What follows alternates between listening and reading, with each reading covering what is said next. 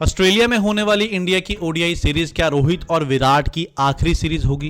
क्या वाकई में रोहित और विराट ओडीआई 2027 वर्ल्ड कप नहीं खेलेंगे? क्या आईसीसी टेस्ट में कुछ चेंजेस करने वाला है? क्या 5 दिनों का टेस्ट अब 4 दिनों का टेस्ट रह जाएगा? और आर अश्विन क्यों सीएसके से खुश नहीं है और आईपीएल 2026 से पहले उन्होंने सीएसके के सामने क्या डिमांड रखी है?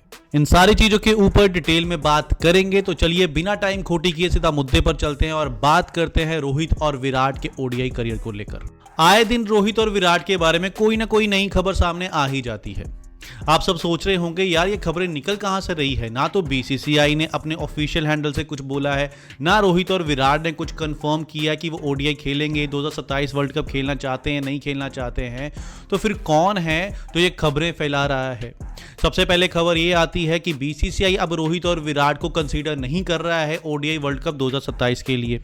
थोड़े दिन के बाद फिर ये खबर आ जाती है कि बीसीसीआई ने तो कुछ डिस्कस ही नहीं किया है। बीसीसीआई का मेन फोकस अभी टी20 वर्ल्ड कप है जो 2026 में होना है। ओडीआई वर्ल्ड कप के बारे में तो अभी कोई बात ही नहीं हुई है। फिर अब खबर ये आ रही है कि जो अक्टूबर में इंडिया ने ऑस्ट्रेलिया के साथ 3 ओडीआई मैचेस खेलने हैं, वो विराट और रोहित के आखिरी 3 मैचेस होंगे। यहां पर उनको फेयरवेल दे दी जाएगी और यहीं से वो रिटायरमेंट ले लेंगे। तो चलो मैं आपको बताता हूं ये खबरें कहां से आ रही हैं। एक्चुअल में इंडिया के अभी कोई मैचेस नहीं हो रहे, लंबा ब्रेक है। एशिया कप सितंबर में शुरू होगा, उससे पहले इंडिया का कोई भी मैच नहीं है, ना टेस्ट, ना टी20, ना ओडीआई।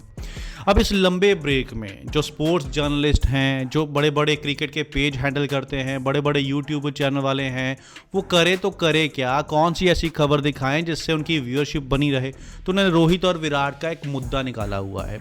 इस मुद्दे को बार बार छेड़ देते हैं, कभी कहते रिटायर होंगे, कभी कहते रिटायर नहीं होंगे।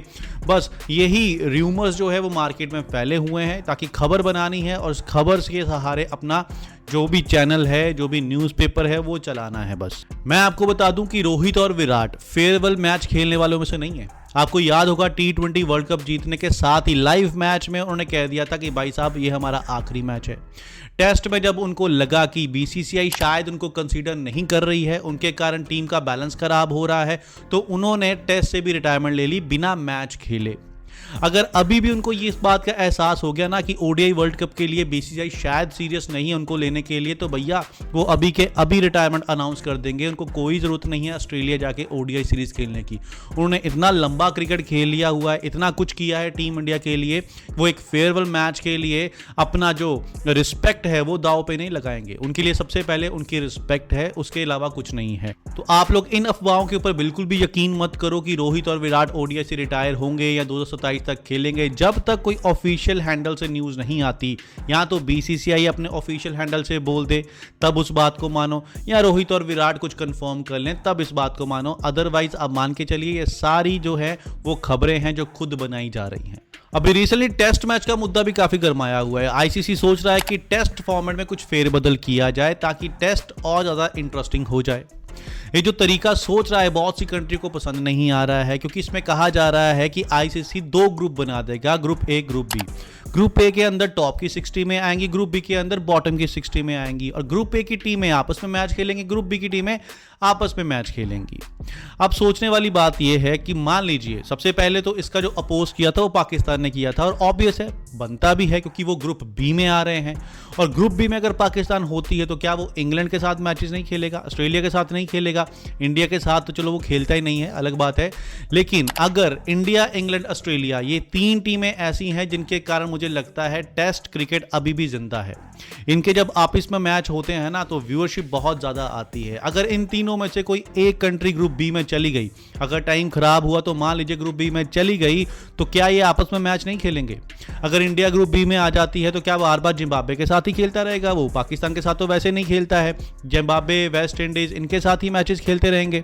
तो इसलिए ये जो तरीका आईसीसी सोच रहा है। हाँ, एक और चीज आईसीसी ने बोली थी कि ग्रुप ए में जो टीमें होंगी उनके मैचेस 5 दिन के होंगे, और जो ग्रुप बी में टीमें होंगी उनके मैचेस 4 दिन के होंगे।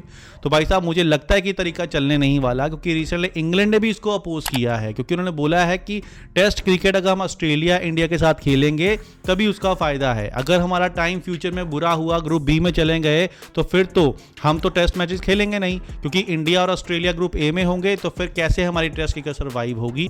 मुझे लगता है इस तरीके के ऊपर तो कांटा ही लगने वाला है, क्योंकि वर्ल्ड टेस्ट चैंपियनशिप क्या वो टॉप की 6 टीमें ही खेलेंगी? जो नीचे बॉटम की 6 टीमें होंगी उनके पॉइंट्स काउंट नहीं किए जाएंगे? फिर तो टेस्ट कराने का फायदा क्या? कौन देखेगा उनका मैच? जो बॉटम 6 की टीमें हैं उनको देखने तो एक बंदा भी नहीं आएगा। अब बात कर लेते हैं रविचंद्र अश्विन की। रविचंद्र अश्विन जिन्होंने आईपीएल 2025 सीएसके की तरफ से खेला था, और उनका सुनने में ये आ रहा था कि उन्होंने कह दिया है सीएसके को, आप मुझे रिलीज कर दीजिए, इस बार मैं आपके साथ नहीं खेलने वाला हूं। और फिर ये भी बातें सामने आई थी कि उधर संजू सैमसन ने भी राजस्थान रॉयल को मना कर दिया है। हो सकता है दोनों आपस में ट्रेड हो जाए कि रविचंद्र अश्विन चले जाए राजस्थान में और संजू सैमसन आ जाएं सीएसके में।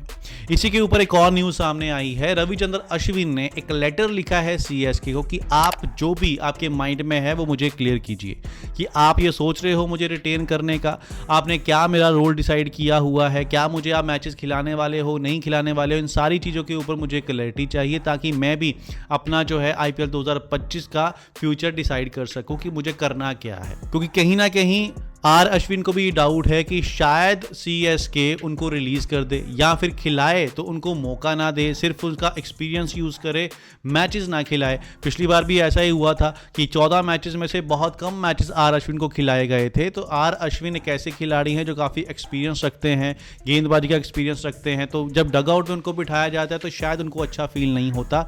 इसीलिए उन्होंने सीएसके को ये लेटर लिखा है कि भैया जो भी है, जो भी आपके दिमाग में है, साफ साफ आप मुझे बता दीजिए। चलिए, आज की वीडियो में इतनी ही खबर थी जो हमने कवर करनी थी। अगली वीडियो में मिलेंगे नई खबरों के साथ। जाते जाते आप सबको मेरी तरफ से शुभकामनाएं। आपका दिन मंगलमय हो। जो वीडियो देख रहा है उसका भी, जो नहीं देख रहा उसका भी।